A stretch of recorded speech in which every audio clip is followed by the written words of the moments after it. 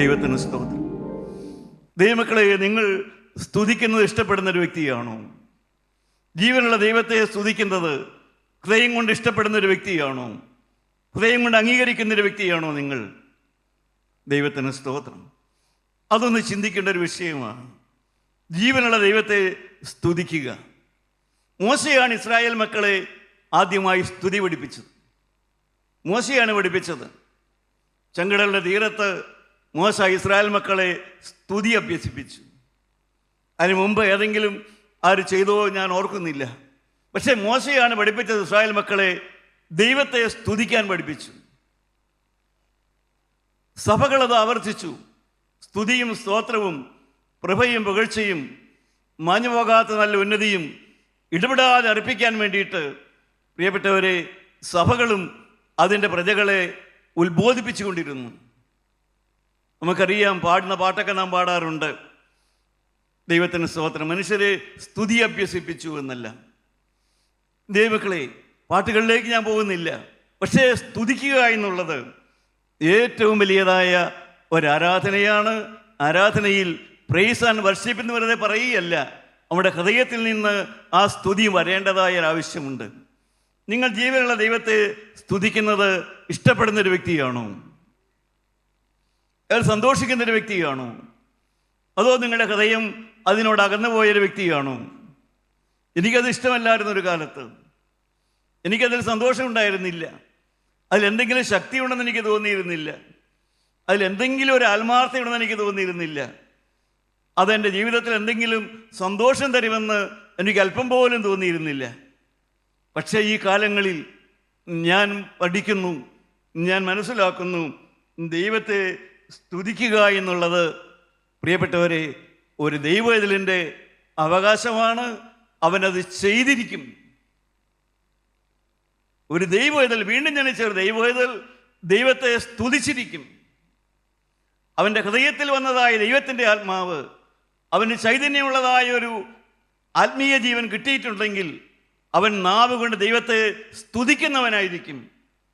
ഇന്നും നിങ്ങൾക്ക് ദൈവത്തെ സ്തുതിക്കാനുള്ളതായ താല്പര്യവും ഉണ്ടെങ്കിൽ ദൈവമക്കളെ, നിങ്ങൾ ചിന്തിക്കണം, നിങ്ങളുടെ അകത്ത് വന്ന ആത്മാവ് ചൈതന്യമുള്ള ആത്മാവാണോ ചിന്തിക്കേണ്ടിയിരിക്കുന്നു.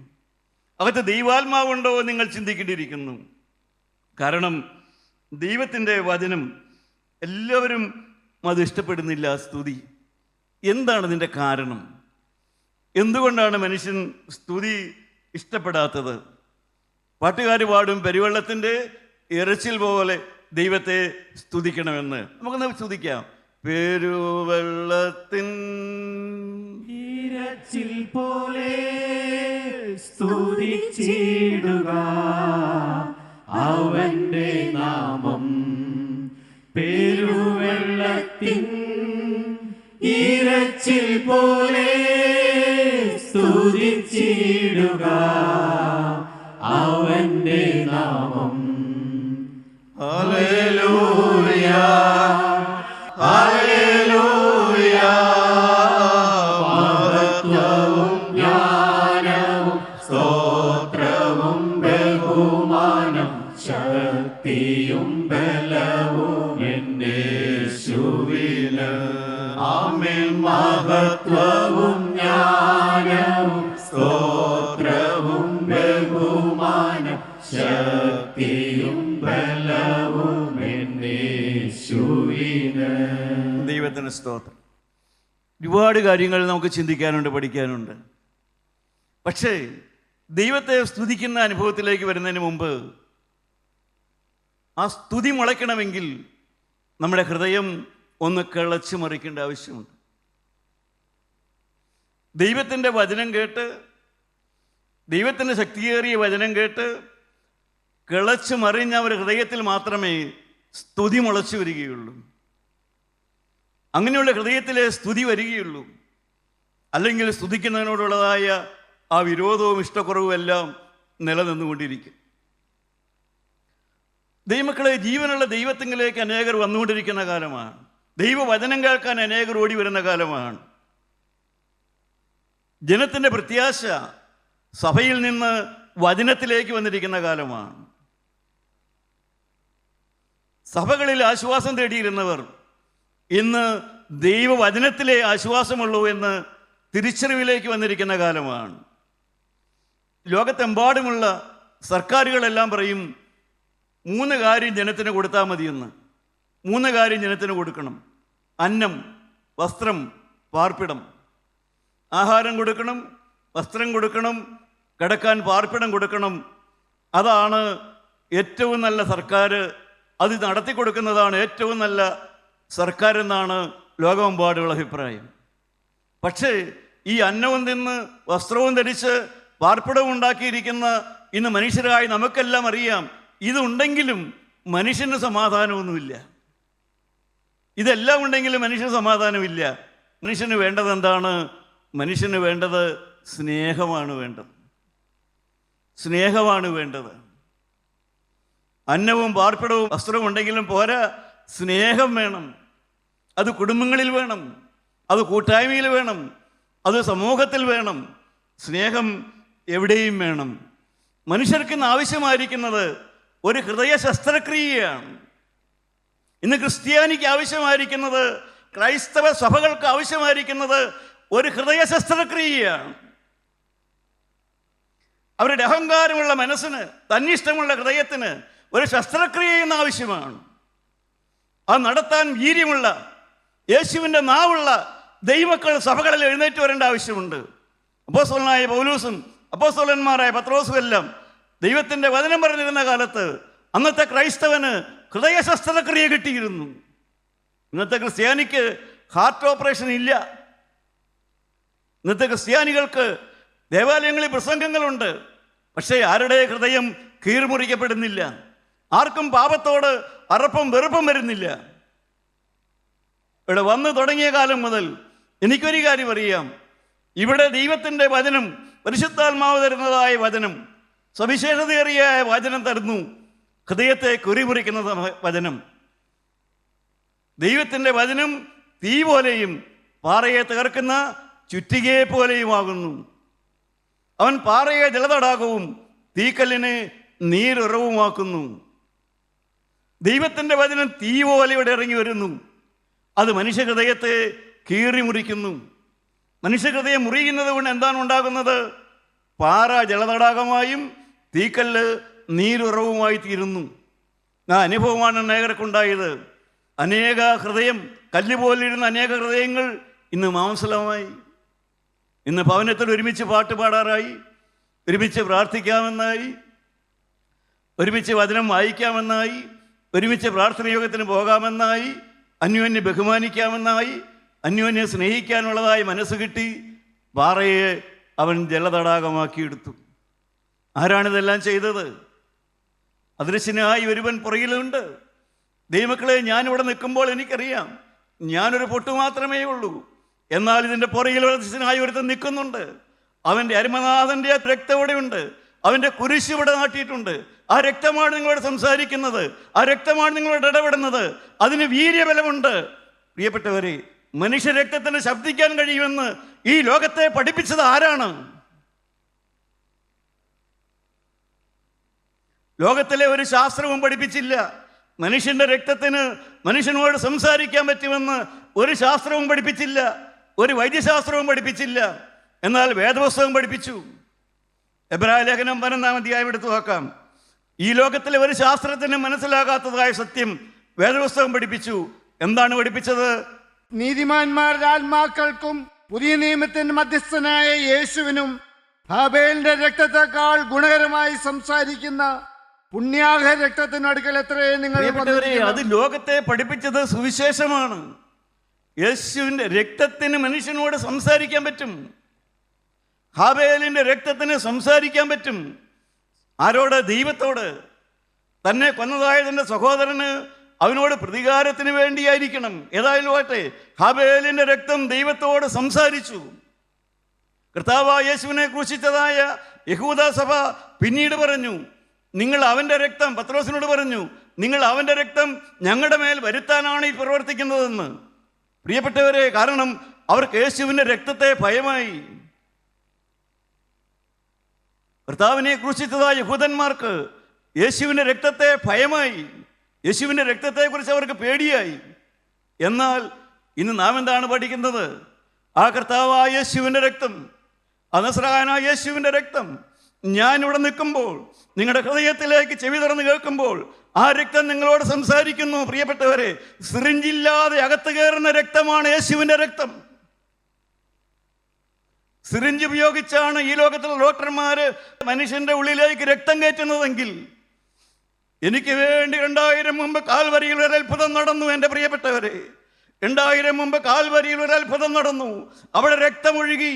അത് യേശുവിൻ്റെ രക്തമാണ്. ആ രക്തം മനുഷ്യന്റെ ഉള്ളിലേക്ക് കയറുന്നത് സിറിഞ്ചുകൾ കൂടെയല്ല, കുത്തിവെപ്പിൽ കൂടെയല്ല, വചനത്തിലൂടെയാണ്. വചനത്തിലൂടെയാണ് ആ രക്തം മനുഷ്യന്റെ ഉള്ളിലേക്ക് കയറുന്നത്.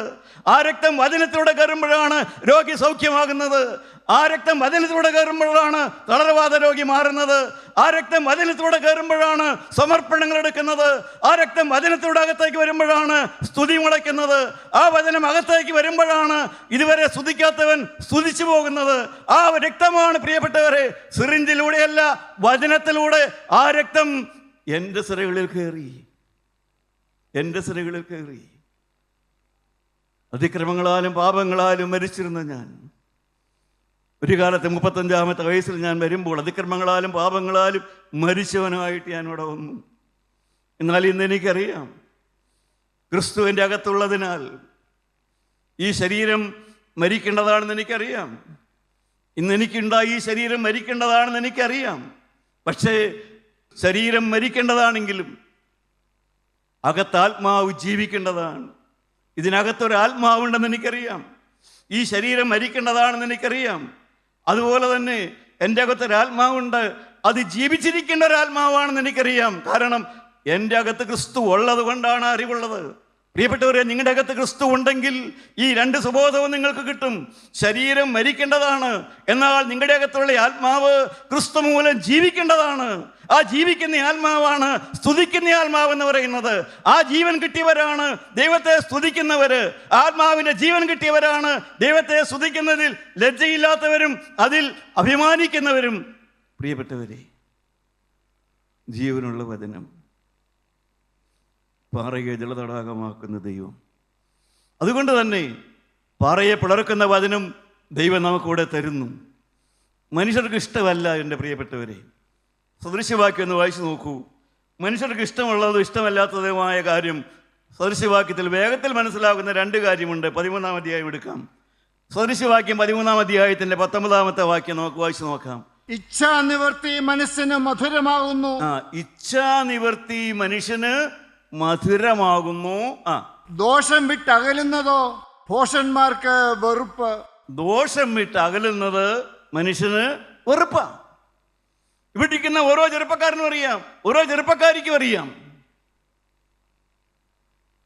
ദൈവത്തിന് സ്തോത്രം. ഇച്ഛാനിവൃത്തി ചെറുപ്പക്കാർക്ക് മാത്രമല്ല, പ്രായമുള്ളവർക്കും അറിയാം, ഭർത്താവിനും അറിയാം, ഭാര്യയ്ക്കും അറിയാം, വാർദ്ധക്യത്തിൽ വന്നുള്ളവർക്കും അറിയാം. പ്രിയപ്പെട്ടവരെ, എന്താ അറിയാവുന്നത്? ഇച്ഛാനിവൃത്തി അവർക്ക് മധുരമാണ്. ഞാൻ ആഗ്രഹിക്കുന്നത് നടത്തുന്നത് എനിക്ക് ഇഷ്ടമാണ്, അതെനിക്ക് മധുരമാണ്, അതെനിക്ക് ഇഷ്ടമാണ്.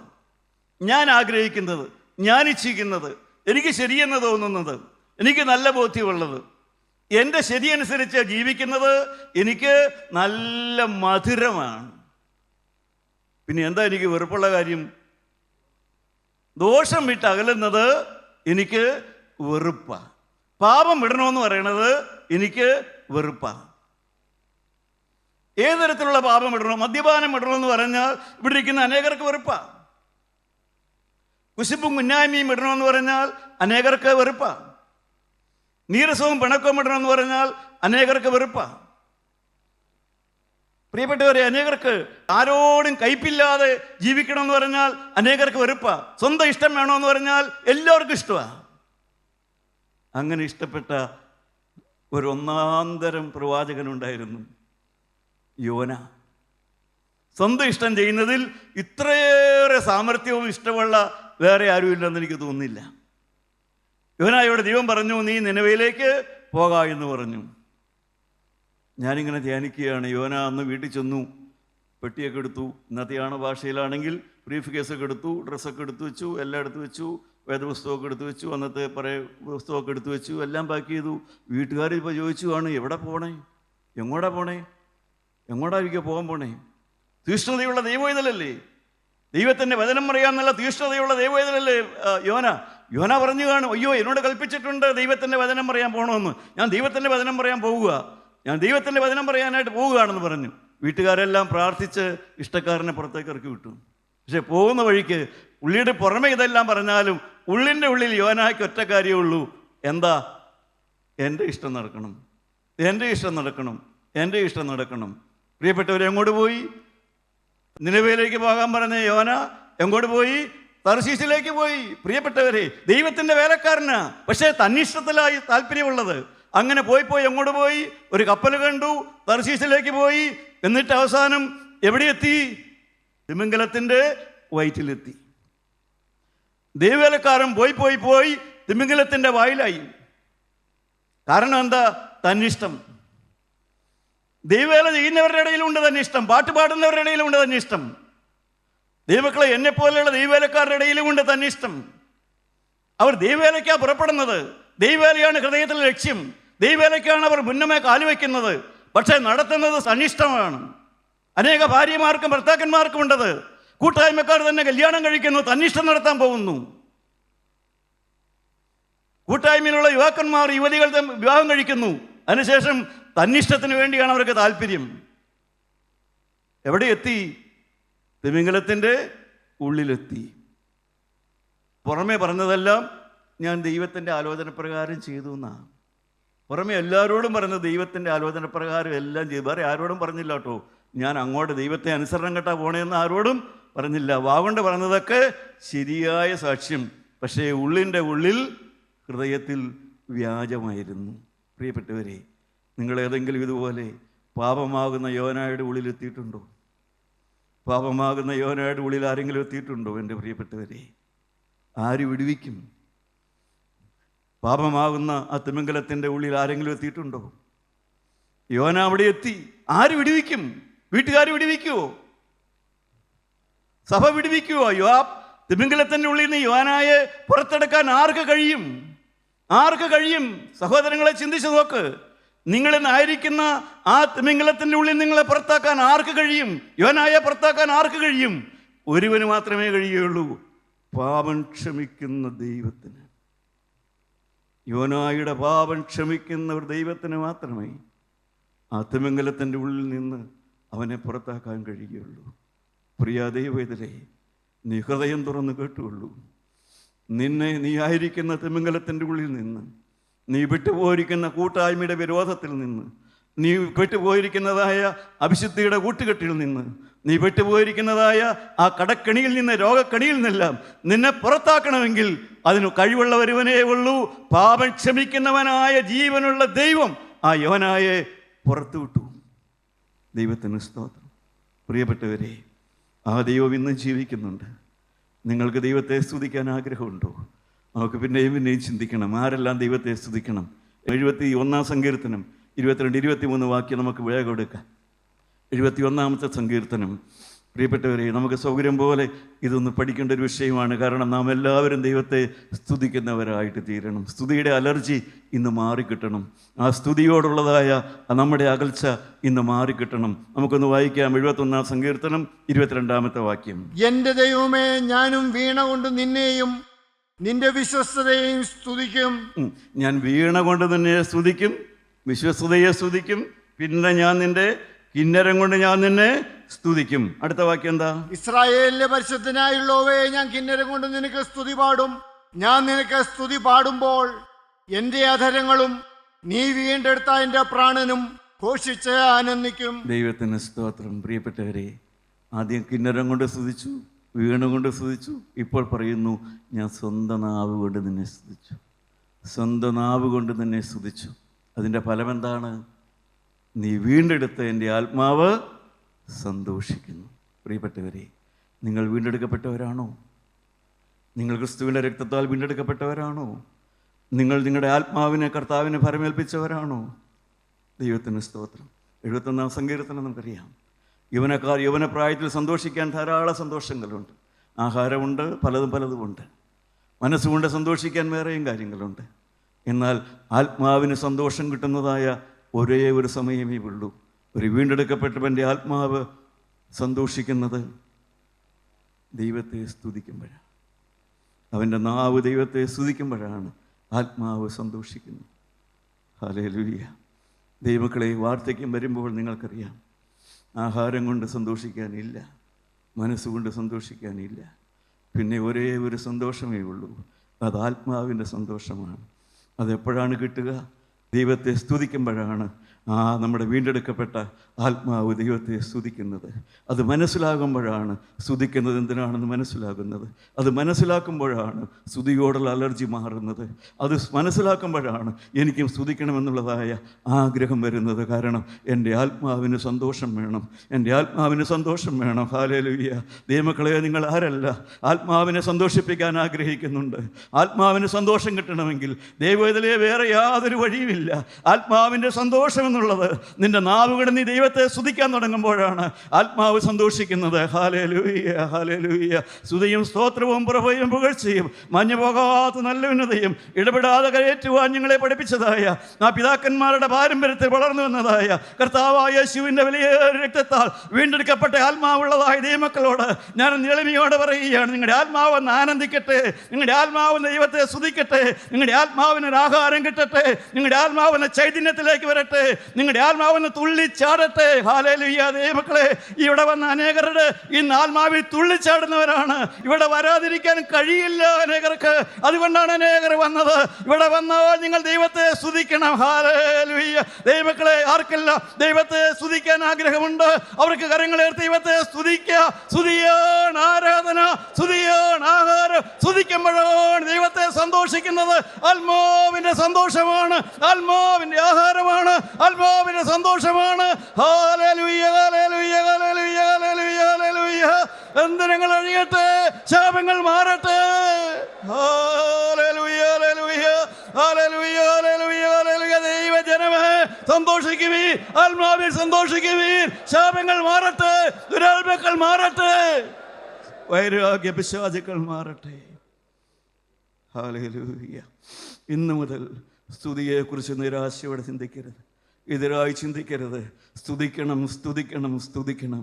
രാത്രികാലങ്ങൾ ദൈവത്തെ സ്തുതിക്കണം, ഒറ്റയ്ക്കൊരു ദൈവത്തെ സ്തുതിക്കണം, യാത്രയിലായിരിക്കുമ്പോൾ ദൈവത്തെ സ്തുതിക്കണം, രോഗം വരുമ്പോൾ ദൈവത്തെ സ്തുതിക്കണം. ഇനി കൂടുതൽ പഠിക്കാനുണ്ട്. എപ്പോഴും നന്ദിയുടെ സ്തുതി മാത്രമല്ല, ഉയർന്ന സ്തുതികളുണ്ട് എന്ന് പഠിക്കുന്നുണ്ട്. ഹല്ലേലൂയ. ദൈവമക്കളെ, നമുക്ക് സ്തുതി അഭ്യസിക്കാം, നമുക്ക് സ്തുതി പഠിക്കാം. ദൈവം നമ്മളെ അനുഗ്രഹിക്കട്ടെ. ദൈവനാമം മഹത്വപ്പെടുമാറാകട്ടെ.